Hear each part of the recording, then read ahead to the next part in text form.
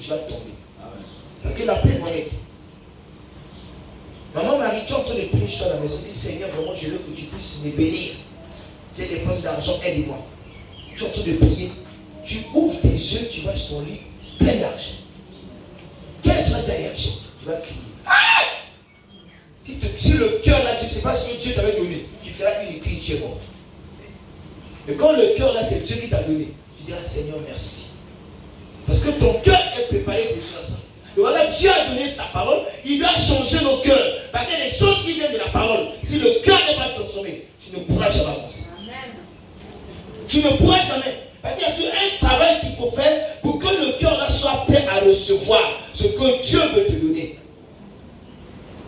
Et une fois qu'on a mis la terre jaune, on mettra la terre de fois de 40 cm. Le sable, la terre jaune avec des graviers, tout venant. On va compacter, arroser, compacter. Et dans 2 matins, on vient mettre une petite couche du bitume. Et on jette le sable, on attend 2 jours. Après le lendemain, 3 jours après, on va nous mettre le macadam.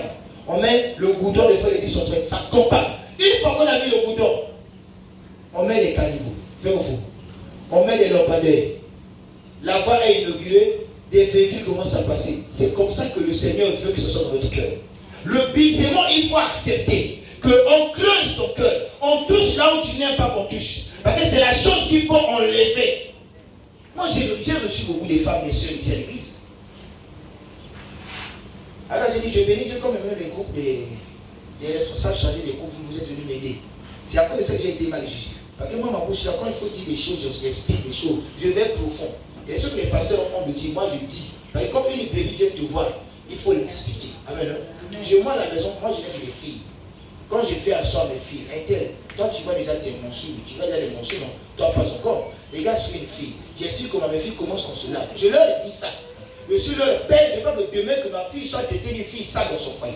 Il dit, regarde, une femme se lave comme ça. Quand je parle, je regarde mes enfants dans les yeux. Et là, je deviens votre enseignant. Je suis père, je dois vous enseigner. Quand ils ont leur mère, elles ont leur mère, il y a des choses que je dis à leur mère dit aux filles, ok, il y a maintenant maman qui est là. Mais si je sens que maman ne dit pas tout le langage d'un enseignant, et là, des fois, elle se gêne, il dit c'est des choses, j'applique. Il dit, venez ici. Maman, non, pas faire ça. Ce sont les filles. Enfin, à la maison, je suis Dieu avec les enfants. J'aime la propriété. T'as rien comme ça. Parce que je dois leur donner ce qu'il faut. Si on ne touche pas la chose en bas, croyez-moi, on va l'hériter demain. Alléluia. Comment une femme qui est dans un foyer, ça fait 3 ans, 4 ans, 5 ans, elle n'a jamais atteint l'orgasme sexuel. Il dit, moi je ne sens jamais le plaisir quand mon mari me touche. On disait, j'ai un peu de faiblesse sexuelle. Mais une fois qu'elle a trompé son mari, la femme a crié là où elle était, les gens ont marché. Il dit, ah, cette chose-là, il y a aussi un plaisir comme ça. C'est que celui qui est à la maison a un problème. Mais quand il vient me voir, moi je fais quoi? Je t'explique comment ça se passe. Et quand j'explique, au pasteur sur ma carte, c'est à cause de ça que j'ai ma puce. Mais comme les mamans sont là, chaque fois qu'on se pose, dites ça. Apprenez, parce que sinon, si vous n'arrivez pas à toucher le problème, nous serons des sœurs dans le foyer qui n'ont jamais connu le plaisir de la sexualité. Enfin, c'est ça qui maintient le foyer. Il y a aussi les hommes de la maison, la femme les fait asseoir. Parce que tant que tu ne touches pas profondément le mal, la personne ne va jamais changer. Amen. Il y a des choses qui sont si simples. Oh, ma femme me trompe avec quelqu'un. Si elle doit savoir pourquoi elle te trompe. Est-ce que tu es déjà arrivé là où elle veut que tu arrives? C'est comme l'évangile. Si l'évangile arrive à toucher le fond, croyez-moi, c'est difficile de voir les gens trahir chez le Seigneur. Quand les gens trahissent, parce que l'évangile ne les brise pas. Ne touche pas le problème. Enfin, l'évangile doit régler le problème. Le caractère est devenu comme une chemise que nous portons. Vous avez encore des chrétiens insolents. Des chrétiens dans le quartier, les gens disent, si maman dit que ça n'a pas dit mon moulin là pour élever l'église. Un chrétien, on peut jamais dire ça de toi. Parce que ton caractère n'est pas brisé. Amen. Amen. Celui qui se laisse briser par la parole de Dieu, il est humble. Les fruits de l'humilité, c'est la richesse et la bénédiction. Mais si la parole de Dieu ne te brise pas, qu'attends-tu de Dieu? Alléluia.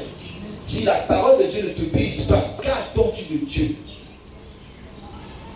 Voilà. Tu es chrétien. On enseigne l'évangile pour te pousser à changer. Tu n'aimes pas qu'on te conseille.